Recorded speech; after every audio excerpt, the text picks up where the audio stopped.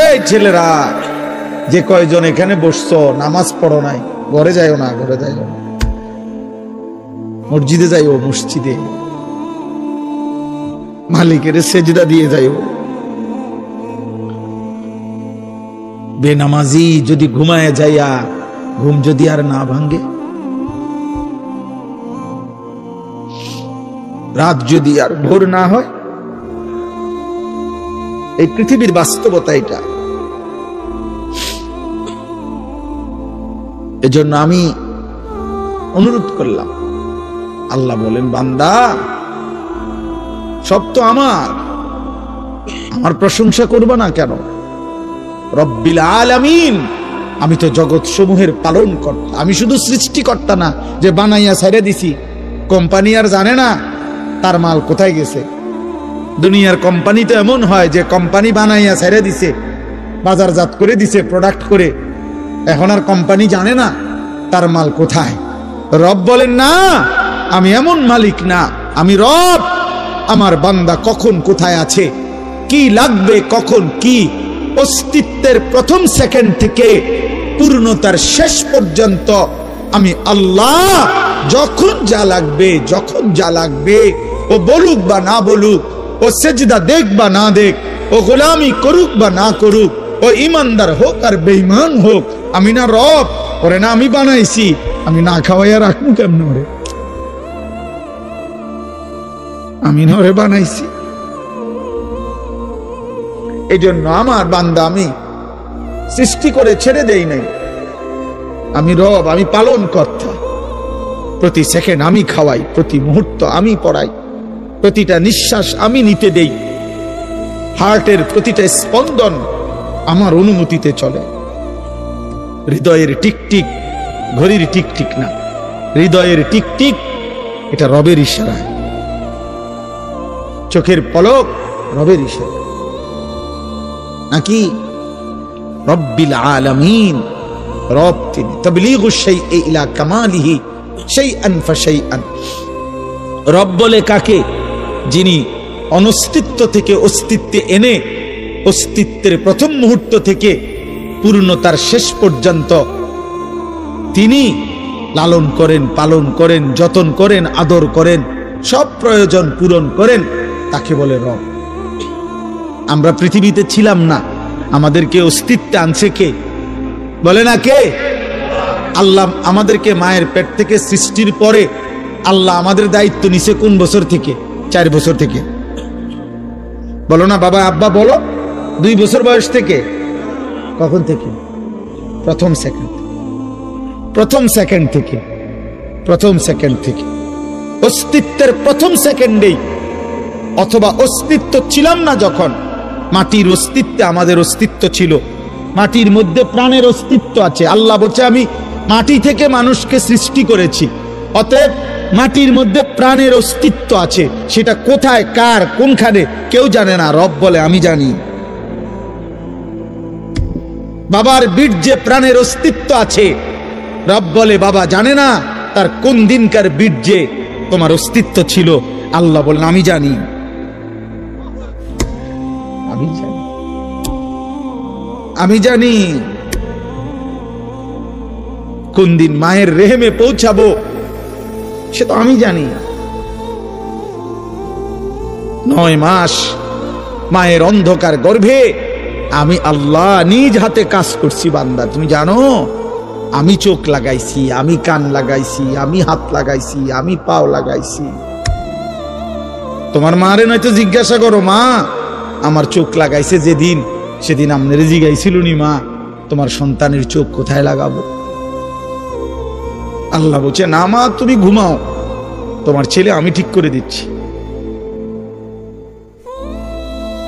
আল্লাহ বলছে বাপ তুমি ঘুমাও, তোমার 9 মাস পরে আমি তোমারে বুঝাই দেব, পরে আমি রেডি করছি। সুবহানাল্লাহ, সুবহানাল্লাহ। এমন মালিককে তো এমনি মনে হইলে মাঝে মধ্যে সেজদা দেওয়া উচিত। হাই মালিক আপনি করলেনটা কি?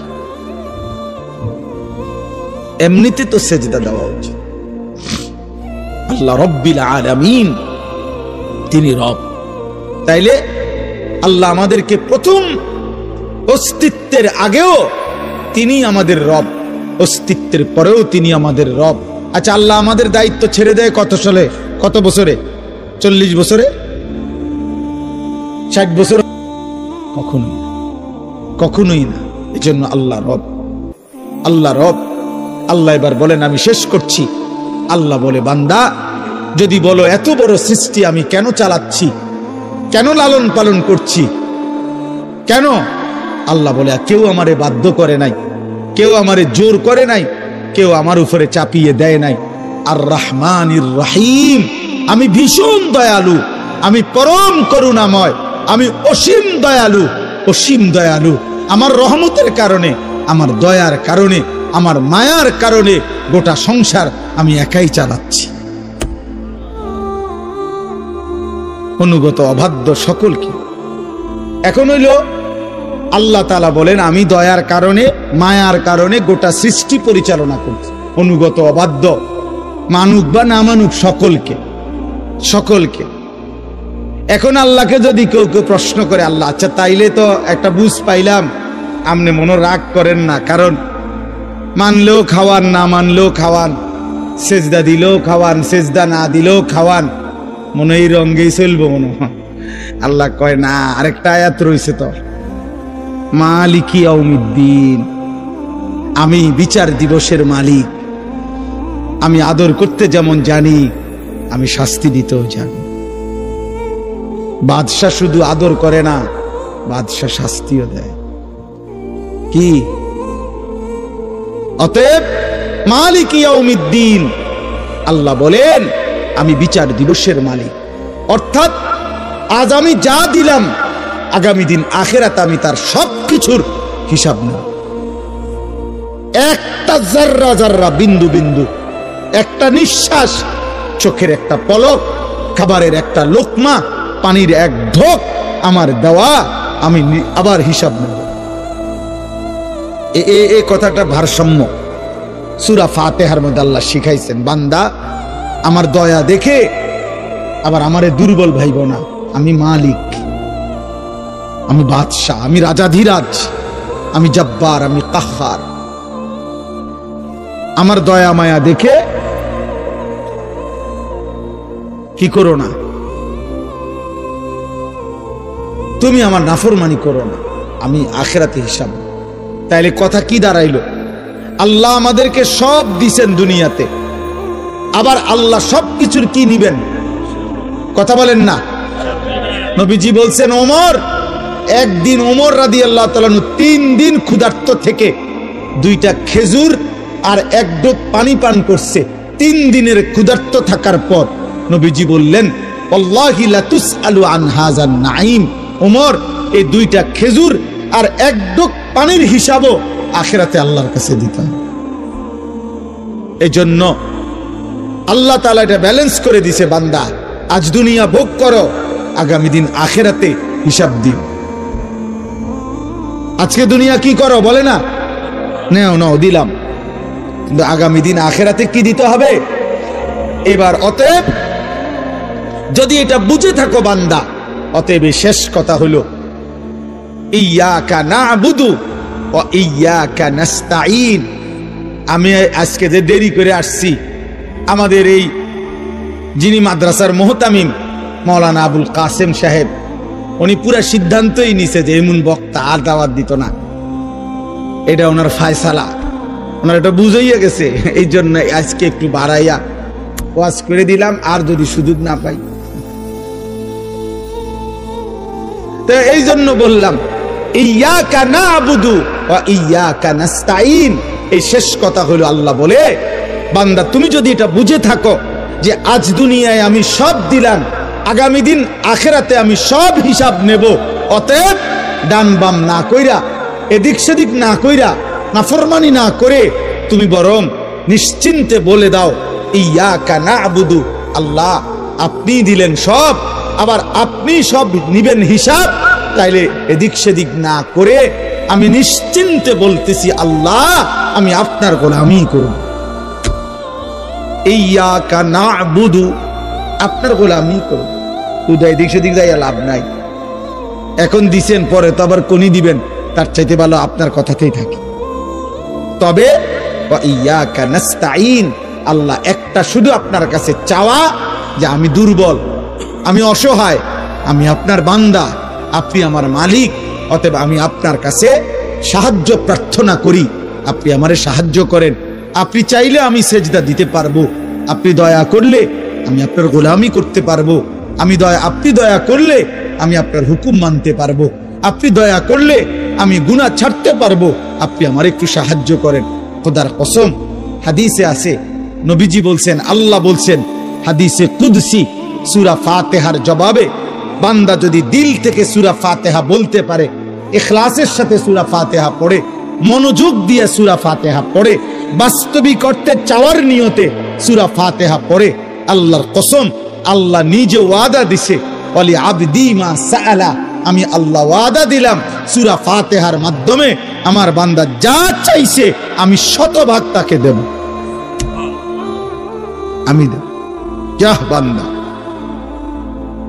যা বান্দা, তুমি যেহেতু বলছো আমার গোলামি করবা, আমি সাহায্য করব। আল্লাহ আমাদের প্রত্যেককে তৌফিক দান করেন, আল্লাহ আমাদের সকলকে কবুল করে নেন। প্রিয় নওজোয়ান ভাই, নিয়ত করো না ইনশাআল্লাহ নামাজ পড়বা, বলো না ইনশাআল্লাহ, দিল থেকে তোমার নিয়ত তুমি করো। তোমার মালিক তোমার, আমার মালিক আমার, আমার মালিক আমার। অন্তরের আয়না, অন্তর তাই সংগ্রহ করে যা চোখে দেখে। যেন মানুষের চোখে দেখা যাবতীয় বিষয় অন্তরে জমা হয়, সেখান থেকে প্ল্যানিং হয়। মানুষ কানে যা শুনে তা অন্তরে জমা হয়, মানুষ নাকে যা শুঁকে অন্তরে জমা হয়, চোখে যা দেখে তা অন্তরেই জমা হয়। সবকিছুই প্রথমত অন্তরে এসে জমা হয়, এরপরে অন্তর থেকে এটা পরিকল্পনা করে কি করবে না করবে। এই জন্য ইসলাম চোখে দেখারও বিশেষ গুরুত্ব দিতে গিয়ে হালাল হারাম বলছে যে চোখ যা মন চায় তাই দেখবে না, বরং চোখের জন্য আল্লাহ তাআলা বিধি নিষেধ দিয়েছে। কুল্লিল মুমিনিনা ইয়াগুদ্দু মিন আবসারিহিম ওয়া ইয়াহফাজু ফুরুজাহুম। আল্লাহ তাআলা বলেন, হে নবী, আপনি ঈমানদার পুরুষদেরকে বলেন ভিন নারী, হারাম ছবি, হারাম দৃশ্য, তার থেকে সে যেন তাদের চোখ নামিয়ে নেয়। ওয়া ইয়াহফাজু ফুরুজাহুম, এবং তারা যেন তাদের লজ্জাস্থানের হেফাজত করে। জিনা, ব্যভিচার, হারাম জঘন্য কোনো অপকর্ম যেন না করে। তাহলে চোখ নামাইবার জন্য আল্লাহ বলছে মুমিন পুরুষকে। যা দেখ মন চাইলা তাই দেখলা না, ইসলাম এটা অনুমোদন করে না। মাকেও দেখলাম, আপন বোনকেও দেখলাম, আবার রাস্তার বেপর্দা নারীকেও দেখলাম, মোবাইলের উলঙ্গ ছবিও দেখলাম, জিনার ব্যভিচারের দৃশ্য দেখলাম। এটা মুমিনের সিফাত না। হালাল হারাম মনে রাখবেন, হালাল হারামের পার্থক্য যার মধ্যে নাই ও ইনসান না, ও জানোয়ার। এই স্বভাব জানোয়ারের স্বভাব। জানোয়ারই হচ্ছে যার মধ্যে হালাল হারামের কোনো পার্থক্য নেই। একটা কুকুর বিরানিতেও মুখ দেয়, পায়খানাতেও মুখ দেয়। কোন গরু, ছাগল, জানোয়ারের কোনো কি নাই, হালাল হারাম নাই। ইনসান বলে তাকে যার মধ্যে ভালো মন্দ, আলো অন্ধকারের পার্থক্য থাকবে। অনুমোদিত নয়, আমার জন্য এটা অনুমতি, এটা না, হালাল এটা, হারাম এটা, এই পার্থক্য জ্ঞান, এই বুঝ যদি কারোর মধ্যে না থাকে সে ইনসান না। উলাইকা কাল আনআম, আল্লাহ বলছে ওরা জানোয়ারের মতো। বাল হুম আদাল, বরং তার চাইতে নিকৃষ্ট। এই জন্য দোস্ত, চোখের কথা বলতে গিয়ে এটা বলছি। আল্লাহ তাআলা বিধি নিষেধ দিয়েছেন, বিধি নিষেধ। নবী সাল্লাল্লাহু আলাইহি ওয়াসাল্লাম বলছেন, মান নাযারা ইলা মাহাসিনি ইমরাআতিন আজনাবিয়্যা সুব্বা ফি আইনাইহিল আনিক ইয়াউমাল কিয়ামা। নাউযুবিল্লাহ। নবীজি বলেন, যে কেহ যদি কোন ভিন নারী, যাকে দেখার অনুমতি নাই, এমন কোন নারীর প্রতি যদি দৃষ্টিপাত করে, আল্লাহর নবী সাল্লাল্লাহু আলাইহি সাল্লাম বলেন, ওই তার জন্য অনুমতি নাই এমন নারীকে দেখলো তো কিয়ামতের দিন ওই দুই চোখে, আল্লাহর কসম নবী বলছে, জ্বলন্ত সীসা গলিয়ে দেওয়া হবে। জ্বলন্ত সীসা গলিয়ে দেওয়া হবে। অতএব এটা ভয়ঙ্কর শাস্তি, ভয়ঙ্কর শাস্তি। আল্লাহ তাআলা কোরআনুল কারীমের মধ্যে বলছেন, যে তার মনের ইচ্ছা মতো চলে, আল্লাহ তাকে কতগুলো শাস্তি দেয়। এর মধ্যে একটা শাস্তি হলো ওয়াজআলা আলা বাসারিহি গিশাওয়া, আল্লাহ তাআলা তার চোখের সামনে পর্দা ফেলে দেয়, ফলে ওই নাফরমানার হালাল হারামের পার্থক্য বোঝে না, হালাল হারামের পার্থক্য বোঝে না। এটা পাপের শাস্তি, এটা মনের ইচ্ছা মতো চলার শাস্তি। আফরাআইতা মান ইত্তাখাযা ইলাহাহু হাওয়াহু ওয়া আদাল্লাহু আল্লাহু আলা ইলমিন ওয়া খাতামা আলা সামঈহি ওয়া কলবিহি ওয়া জাআলা আলা বাসারিহি গিশাওয়া। এখানে দেশ বিখ্যাত হাফেজে কোরআনরা বসে আছে পিছনে, আপনারা জানেন না। যিনি এতক্ষণ বয়ান করছেন, এখন উনি নিচে বসে গেছেন। আল্লাহ ওনারে বরকত দান করে।